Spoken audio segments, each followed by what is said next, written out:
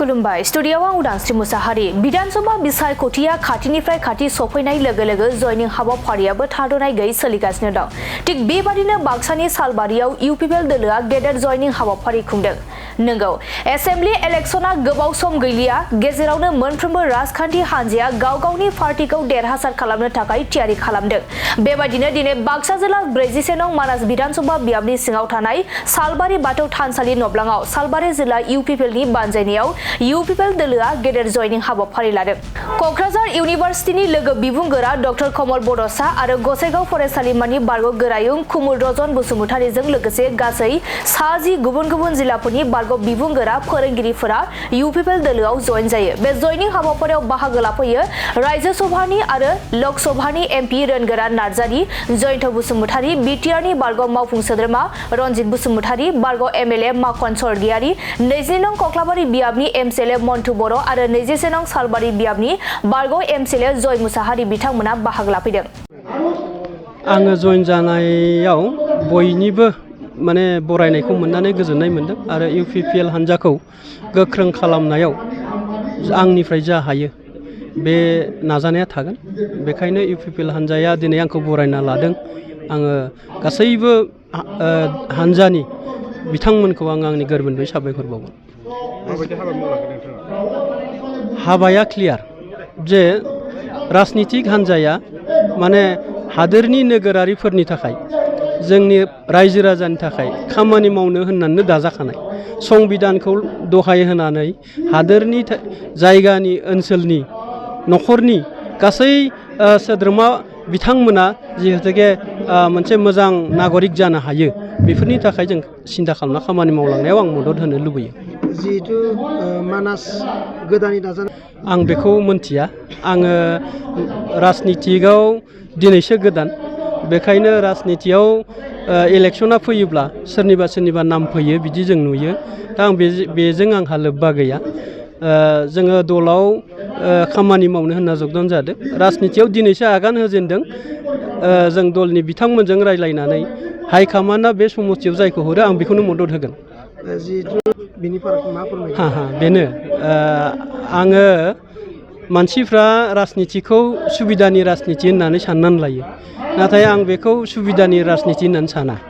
बेखौ रायजोनि सुबिदा मावनो हानाय सुबिदा खालामनो हानाय राजनिति दल जानांगौ होननानै आं सानो। बेखायनो आङो 25 बोसोर प्रफेसारनि फोरोंगिरि हिसाबै मावबोनायाव माखासे खामानिखौ क्लासरुम सिंनिफ्राय बाहेराव मावना रायजोनो मावना होनो सुबिदा मोनाखै। बेखायनो नै दा जोंनि ओनसोला जोबोद गोग्लैसोनाय। बे ओनसोलनिफ्राय गोबां बिदि लिडारबो गैसोआ। दा बिथांमोनजों थाफानानै जोङो रायजोआव बे ओनसोलाव एन्टायार जोंनि बाक्सा जिल्ला पार्टनि नैबे पार्टखौ जों जौगाहोनोब्ला जोङो राजनितिक दैदेनगिरि बिथांमोननो बे बाथ्राखौ खोनासंहोनानै मावहोना लानो हानांगोन। बेखायनो बेनि थाखाय मोजां राजनिति नांगौ, मोजां हान्जा नांगौ। ओरैनो जेनेरेलि मानसिफ्रा गावनि सुबिदानि थाखाय सरकार थानाय दलाव थाङो। खिन्थु आङो सरकार थाब्लाबो दला जुदि मोजां नङाब्ला, दला जुदि रायजोनि गांनाय उखैनाय सान्थि सम्प्रतिखौ लाखिनो हायाब्ला, मोनफ्रोमबो मावनाय दांनायाव जुदि हेंथा जायोब्ला बे दलाव सरकारजों खोथा गैया। सरकार थाबानो थांनांगौ होननाय खोथा गैया। जे सरकार गैथ'आबाबो दला जुदि मोजां थांखि थायोब्ला बेफोरखौ मावफुंलांनो मोजां मानसिनि गोनांथि जायो। आं मोजां मानसिफोरखौ नागिर बे दलाव जगदान खालामहोनो हायोब्ला हयथ' राजनितिया गाज्रि जायाबासिनो मोजां फारसे आगान सुरगोन आं बेखौ मिजिंथियो। হল আমাৰ ইউপিপিএল দলে যি পথ দেখুৱাইছে পিটিচি এলেকাত স্পেচিয়েলি কোকৰাঝাৰ ওদালগুৰি আৰু এনেকুৱা বাকীকেইটা অঞ্চলত যি হত্যা ধ্বংস চলি আছিলে এইটো শেষ কৰি পেলাই শেষ কৰি পেলাই শান্তি স্থাপন কৰিবলৈ সক্ষম হৈছে। যেনেকুৱা প্ৰতিশ্ৰুতি দিছে তেনেকুৱাই কাম কৰিছে। মই দেখিছোঁ। মই বহুত উৎফুল্লিত ইয়াৰ কাৰণে। আমাক শান্তিটো লাগে সমাজত। শান্তি নহ'লে একো কৰিব নোৱাৰে, কোনো বাচি থাকিব নোৱাৰে। শান্তি হ'লে চবে মানে সৰু ডাঙৰ নিজে এটা নহয় এটা ব্যৱসায় কৰি পেলাই খাব পাৰে। সেইকাৰণে মই ভাল পাইছোঁ।